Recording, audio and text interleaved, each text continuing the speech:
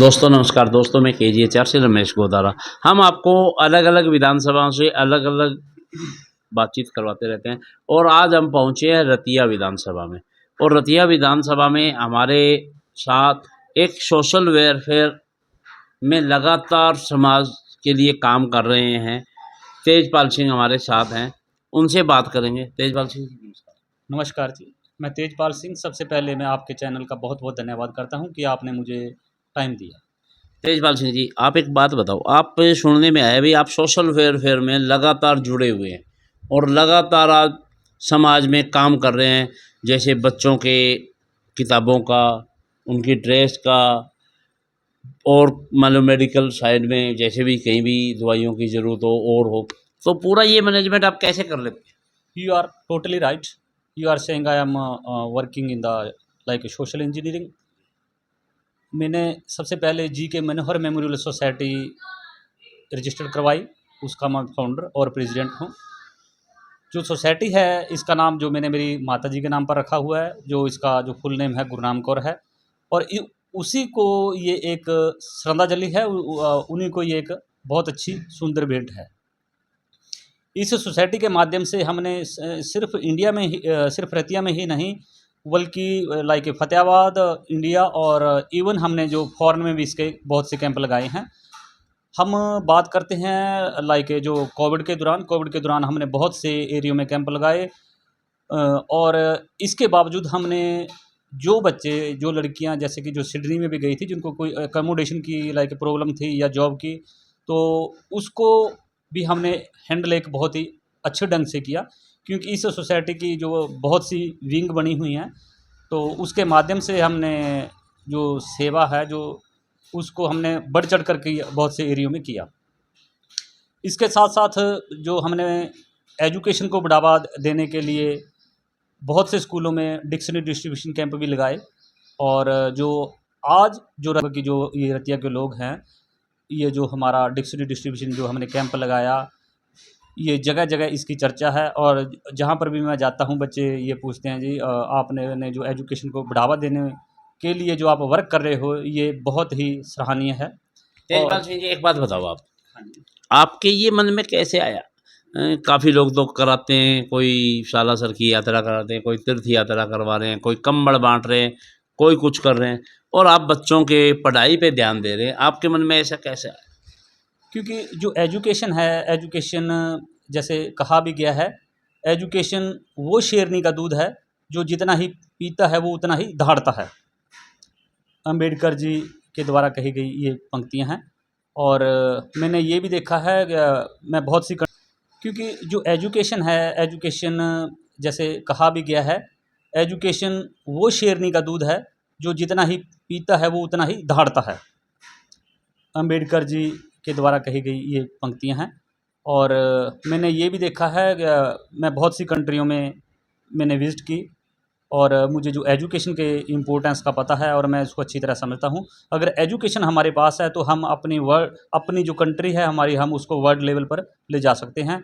So like we should more and more work on the educations if we want the futures of the generations.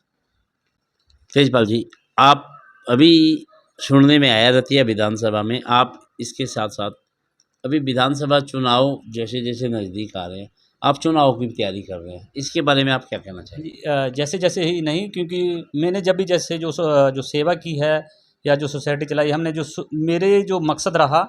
और मैंने हमेशा ही जो social work किया, लेकिन मैं शुरू से ही जो हमारी जो एक जो इमेज कहेंगे हम, वो एक जो लीडर की स्थापित की है। और मैंने कभी भी अपने आप को ये नहीं कहा कि मैं समाज सेवी हूँ। और जो लोग हैं, ये लोगों ने ही मुझे ये जो पैगाम दिया है। मैं इस चीज़ के लिए रतिया की जनता का और लोगों का तहे दिल से धन्यवाद करता हूँ कि उन्होंने मुझे इतना प्यार दिया।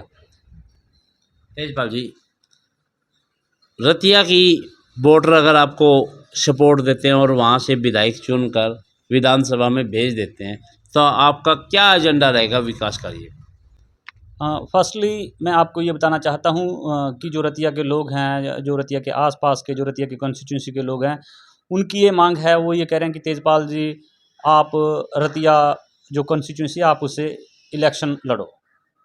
मेरे पास बहुत सी जो फ़ोन कॉल आती हैं, जब भी मैं लोगों में कुछ में बैठता हूँ, जाता हूँ, उनकी यही मांग होती है कि आप जी इलेक्शन लड़ो।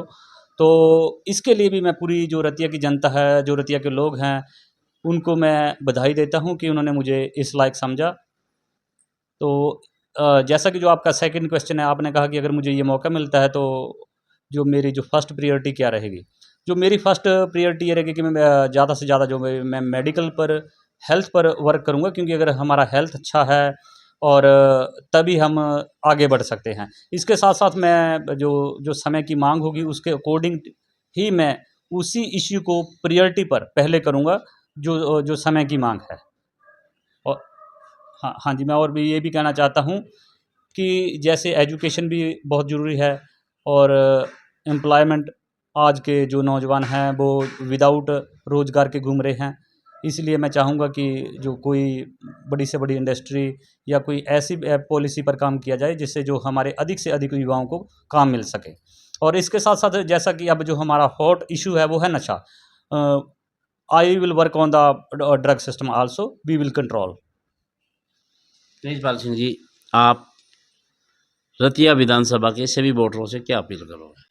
मैं रतिया के वोटरों से ये अपील करता हूँ कि आने वाले 2024 में वो मेरा अधिक से अधिक साथ दें, मेरा समर्थन करें, मुझे सहयोग करें और मैं उनको ये विश्वास दिलाता हूँ, ये वायदा करता हूँ कि जो भी मैंने जो वायदे मैं कर रहा हूँ, उनको मैं पूरा करने के लिए मैं पूरी-पूरी कोशिश करूँगा और मैं इसके ऊपर खरा उतरने की कोशिश करूँगा। यहाँ तक कि जो मेरा एक ड्रीम है, मैं ये भी सोचता हूँ कि हमारे जो एरिया में एक जो कैंसर हॉस्पिटल भी बनाया जाए, जिससे बहुत से लोगों को हेल्थ है, जो उसके बारे में उनको ट्रीटमेंट मिल सके।